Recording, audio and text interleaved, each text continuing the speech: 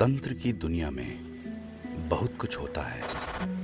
आप सामान्य पूजा पाठ कर सकते हैं, देवी देवताओं की कृपा पा सकते हैं, कोई दिक्कत नहीं है। पर जब बात आती है कुछ अलग हटके करने की, कुछ विशिष्ट करने की, जब बात हो प्रत्यक्षीकरण करने की,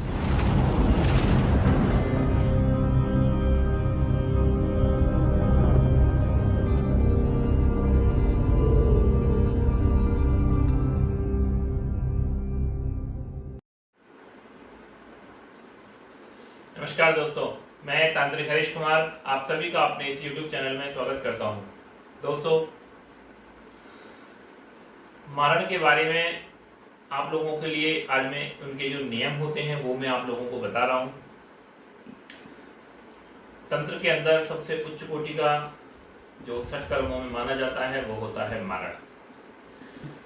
लेकिन मारण करना तब जायज होता है जब शत्रु से पार किसी भी तरीके से नहीं पड़ रही हो, जब शत्रु पूर्ण रूप से तुम्हारे ऊपर हावी हो गया हो, जब मरने और मारने की स्थिति हो गई हो, शिकार और शिकारी की स्थिति हो गई हो, तभी हमारे शास्त्रों ने मरण को श्रेष्ठ ठहराया है। अकारण किसी भी व्यक्ति को तंत्र के द्वारा आप अगर हत्या करते हैं, उसके ऊपर कोई भी तंत्र का आप प्रयोग करते हैं, उसका मरण करते हैं, तो ये आप पक्का समझ लीजिए कि आपको बहुत ही ज़्यादा पाप का भागी बनना पड़ेगा। तंत्र जो है, अगर आप तंत्र के द्वारा किसी भी शक्ति का आह्वान करते हैं, उसे मारण के लिए भेजते हैं, तो ये आप पक्का कर लें कि जहाँ आप व्यक्ति को भेज रहे हैं वहाँ पर वह व्यक्ति मौजूद होना चाहिए। ऐसा ना हो कि आप जहाँ व्यक्ति को भेज रहे हैं वहाँ पर वो व्यक्ति मौजूद ना हो और शक्ति कहाँ पर जाएगी, किसको मारेगी, ढूंढेगी, वो फिर बैक आता है प्रयोग। उस बैक प्रयोग से भी बचने के तरीके होते हैं वैसे तो, लेकिन हर प्रयोग से बचने का उपाय नहीं होता। तो मारण को बहुत ही सोच समझ के किया जाता है।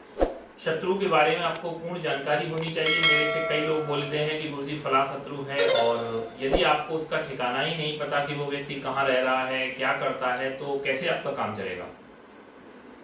मारण के जो नियम होते हैं, जो गुप्त विधि विधान है, वो सारे विधि विधान हम आपको बताएंगे।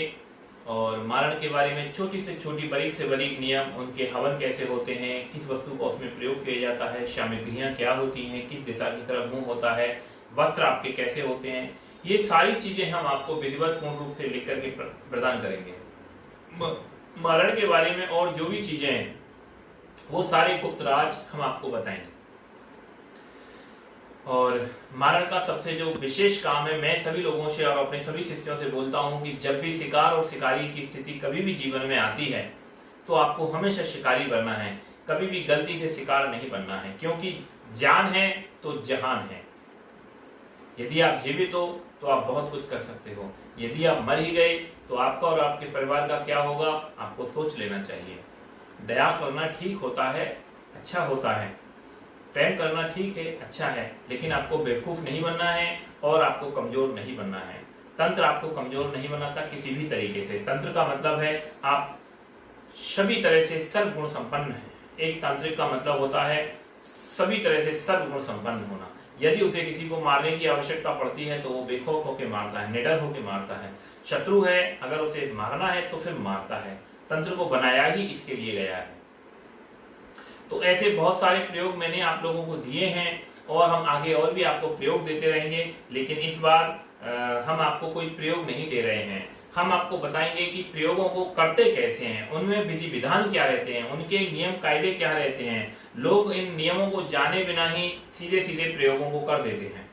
नतीजा क्या होता है कि आपको पूर्ण परिणाम प्राप्त नहीं होता है। शत्रुओं के लिए सर्वाधिक प्रयोग किए जाते हैं, और चूंकि लोगों को जानकारी नहीं होती है या पूरे मन से लोग क्रिया नहीं करते, इसलिए उसके पूर्ण परिणाम प्राप्त नहीं होते हैं। तो ये सारे नियम जानने के लिए आप लोग हमसे संपर्क कर सकते हैं। हमारे नीचे जो नंबर दिए जा रहे हैं, आप इन नंबरों पर संपर्क कर सकते हैं और इसका सारा संपूर्ण विधि विधान आप लोग जान करके अपने प्रयोग को सफल कर सकते हैं।